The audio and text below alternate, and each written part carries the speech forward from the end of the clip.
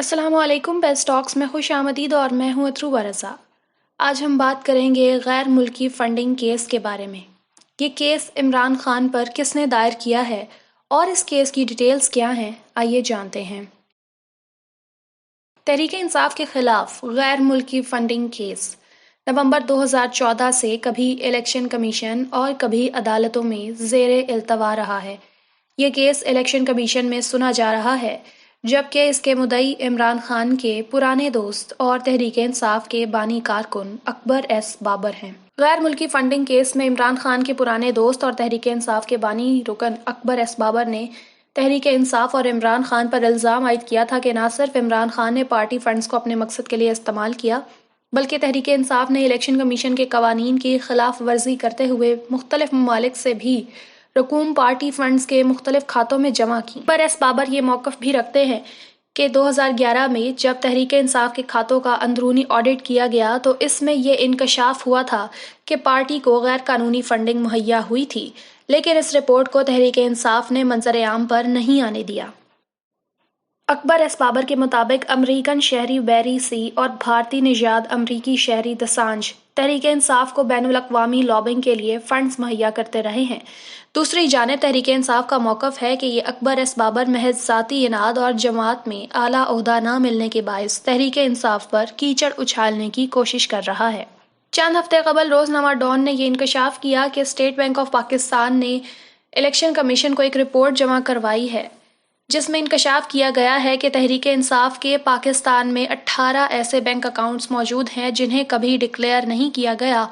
اور election commission کو سالانہ گوشوارے جمع کرواتے وقت تحریک انصاف نے ان بینک کھاتوں کو کبھی ظاہر نہیں کیا۔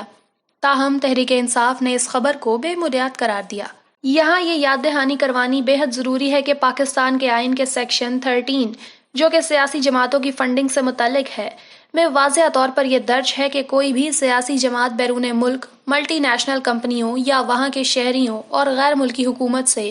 کسی بھی قسم کا پارٹی فنڈ نہیں حاصل کر سکتی۔ اس کے علاوہ تمام سیاسی جماعتیں ہر مالی سال کے اختتام پر کسی چارٹرڈ اکاؤنٹنٹ سے تصدیق شدہ اپنے بینک کے کھاتوں کی آڈٹ رپورٹیں، جو سالانہ آمدنی اور اخراجات، فنڈز کے ذرائع اور اثاثہ جات کو ظاہر کریں، الیکشن کمیشن میں جمع کروانے کے پابند ہیں۔ جبکہ غیر ملکی فنڈنگ کیس میں تحریک انصاف عدالت عالیہ کے بنائے گئے الیکشن کمیشن کے جانچ پڑتال کمیٹی کے ساتھ تعاون نہیں کر رہی، جس کے باعث کمیٹی تاحال تحریک انصاف کے غیر ملکی فنڈز کا آڈٹ مکمل نہیں کر سکی۔ اس کمیٹی کو عدالت عالیہ کی جانب سے 1 ماہ میں آڈٹ مکمل کر کے اپنی سفارشات مرتب کرنے کی ہدایت کی گئی تھی، لیکن 10 ماہ کا عرصہ گزر جانے کے باوجود یہ کمیٹی تحریک انصاف کے عدم تعاون سے اپنا کام مکمل نہیں کر سکی۔ اس دوران تحریک انصاف نے سپریم کورٹ اور اسلام آباد ہائی کورٹ میں الیکشن کمیشن کے دائرہ کار پر اعتراضات اٹھائے، لیکن ہر فورم پہ تحریک انصاف کے اعتراضات مسترد ہوئے اور الیکشن کمیشن کو تمام عدالتوں نے غیر ملکی فنڈنگ کیس کی چھان بین کا مجاز قرار دیا۔ اسلام آباد ہائی کورٹ کے چیف جسٹس اطہر من اللہ نے 2018 میں اس مقدمے کی سماعت کے دوران اپنے ریمارکس میں یہ کہا تھا کہ اگر تحریک انصاف کے تمام معاملات شفاف ہیں تو یہ آڈٹ سے کیوں گھبراتی ہے۔ مسلم لیگ نواز کے رہنما حنیف عباسی نے اس غیر ملکی فنڈنگ کیس کو بنیاد بنا کر سپریم کورٹ میں عمران خان کی نااہلی کی درخواست دائر کی تھی، جس عدالت نے یہ کہہ کر رد کر دیا تھا کہ پہلے الیکشن کمیشن اس معاملے کی چھان بین کر لے، اور تحریک انصاف پر اگر تحقیقات میں غیر ملکی فنڈنگ کے حوالے سے عائد الزامات ثابت ہو جاتے ہیں تو اس کے بعد عدالت عالیہ عمران خان کی اہلیت یا نااہلی کا معاملہ دیکھے گی۔ بہت سے عام لوگ اس کیس کی نوعیت کو لے کر کنفیوژن کا شکار ہو جاتے ہیں اور حیران ہوتے ہیں کہ بیرون ملک مقیم پاکستانیوں کا تحریک انصاف کو پارٹی فنڈ دینا جرم کیسے ہو سکتا ہے، جبکہ حقیقت میں یہ مقدمہ اس نقطے پر بحث نہیں کر رہا، بلکہ یہ مقدمہ امریکی اور بھارتی شہریوں اور کمپنیوں سے پیسے لینے، ان میں خرد برد کرنے اور پارٹی کے فنڈز اور ان کے ذرائع گوشواروں میں الیکشن کمیشن کے سامنے ظاہر نہ کرنے کے متعلق ہے۔ دوسرا تشویشناک پہلو تحریک انصاف کے ایک کمزور تنظیمی ڈھانچے کا ہے۔ سوال یہ پیدا ہوتا ہے کہ اگر ایک جماعت اپنے تنظیمی امور کی مالی بے ضابطگیاں درست نہیں کر پاتی تو وہ پورے ملک میں ہونے والی مالی بے ضابطگیوں کو کیسے درست کرے گی؟ تحریک انصاف کے مخالفین کا ماننا ہے کہ غیر ملکی فنڈنگ کیس میں عدالتوں کی جانب سے تحریک انصاف کو بہت ڈھیل دی گئی ہے، اور اگر اس کی جگہ کوئی اور جماعت ہوتی تو اب تک شاید اس کو پابندی کا نشانہ بنا کر اس کے سربراہ کو نااہل کر دیا جا چکا ہوتا۔ اس مقدمے میں تاخیری حربے استعمال کرنے اور الیکشن کمیشن کو اپنے پارٹی فنڈ کی منی ٹریل فراہم نہ کرنا تحریک انصاف کی ساکھ پر سوالات کو جنم دیتا ہے،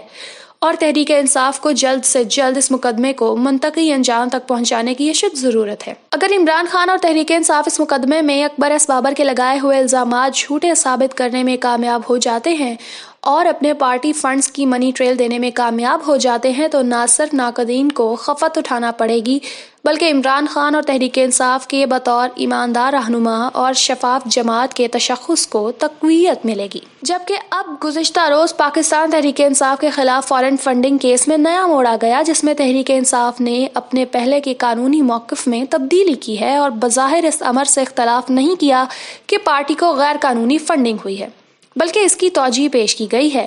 اس کے مطابق پارٹی نے کہا ہے کہ اگر غیر قانونی فنڈنگ پارٹی کو ہوئی ہے تو اس کے ذمہ دار امریکی ایجنٹ کو بتائے بغیر ایسا کیا۔ یاد رہے کہ وزیراعظم عمران خان اس کیس کے مرکزی فریق ہیں، جنہوں نے پارٹی کے چیئرمین کے طور پر دستخط سے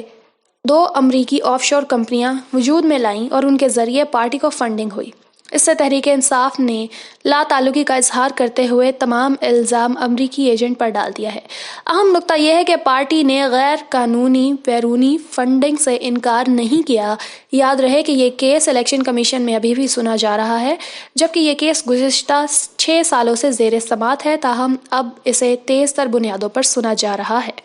اسی کے ساتھ ویڈیو اپنے اختتام پر پہنچتی ہے۔ ویڈیو کو لائک اور شیئر کیجیے، پیس ٹاکس کو سبسکرائب کر لیجیے۔ اللہ حافظ۔